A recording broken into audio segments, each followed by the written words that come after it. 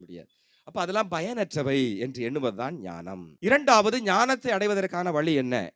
எனக்கு அடுத்திருப்பவரை என்னை போல ஏற்றுக்கொண்டு என்னை போல அன்பு செய்ய வேண்டும். கொஞ்சம் கஷ்டமான காரியம்தான். லூக்கா நற்செய்தி 10ஆம் அதிகாரம் 27 ஆண்டவர் இயேசு இதைத்தான் சொல்றாரு. அதற்கு எடுத்துக்காட்டாக நல்ல அருமையாக இன்னைக்கு 2ஆம் வாசகம் வாசித்தோம் பாருங்க. அருமையான திருத்தூதர் பவுல் பிலமோனுக்கு எழுதப்பட்ட திருமுகத்திலே நாம வாசித்தோம். அருமையானது.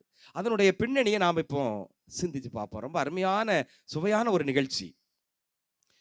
கொலோசை நகரம், அங்கே வாழ்ந்தவர்தான் இந்த பிலமோன் என்கின்ற பிரபலமான செல்வந்தர், ஆனால் நல்ல கிறிஸ்தவர். அவருக்கு ஒரு அடிமை ஒருவர் இருந்தார், ஒனேசிமு அடிமை. அந்த காலத்தில் பவுலடியார் வாழ்ந்த காலத்தில் இந்த எஜமான் அடிமைத்தனம் இருந்தது. பவுலடியார் அதை பார்த்துக்கிட்டே இருக்கிறாரு.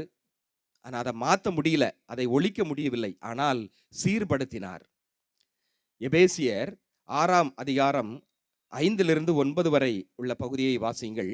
அடிமைகளே, நீங்கள் கிறிஸ்துவுக்கு கீழ்ப்படிவது போல இவ்வுலகில் உங்களுக்கு தலைவர்களாக இருப்பவர்களுக்கு அச்சத்தோடும் நடுக்கத்தோடும் முழு மனத்தோடும் கீழ்ப்படியுங்கள். மனிதர்களுக்கு உகந்தவர் ஆகுமாறு வேலை செய்வதாக காட்டிக்கொள்பவர்களாய் இராமல் கிறிஸ்துவின் பணியாளராய் கடவுளின் திருவுளத்தை உளமாற நிறைவேற்றுங்கள். முதல்ல உங்களுடைய தலைவருக்கு, உங்களுடைய பாஸ் எஜமானுக்கு நீங்க கீழ்ப்படிங்க. அவர் சொன்ன வேலையை செய்யுங்க. மனுஷருக்காக நீங்க செய்யாம கடவுளுக்காக நீங்கள் செய்யுங்கள். இதுவே கடவுளும் திருவுளம் என்று. தலைவர்களே, நீங்களும் உங்கள் அடிமைகளிடம் அவ்வாறே நடந்து கொள்ளுங்கள். அவர்களை அச்சுறுத்துவதை விட்டுவிடுங்கள்.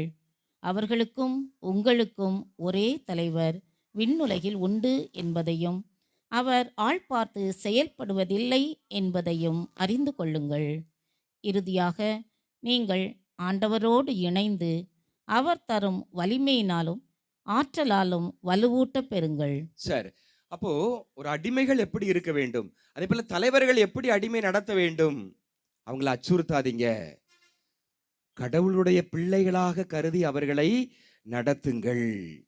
ஏனெனில் நீங்களும் கடவுளோடு இணைந்திருக்கிறீர்கள் என்று அருமையாக இந்த எஜமான் அடிமைத்தன்மை பற்றி பவுலடியார் அருமையாக விளக்குகிறார், பேசுகிறார். அப்போ அதை அழிக்க முடியவில்லை, அதை சீர்படுத்துகிறார். அடுத்து பாருங்க, இன்னும் அவர் எப்படி இந்த உறவு இருக்க வேண்டும் என்று அருமையாக சொல்கிறார். 1 கொரிந்தியர் 12ஆம் அதிகாரம் 13வது வசனம். ஏனெனில் யூதரானாலும் கிரேக்கரானாலும்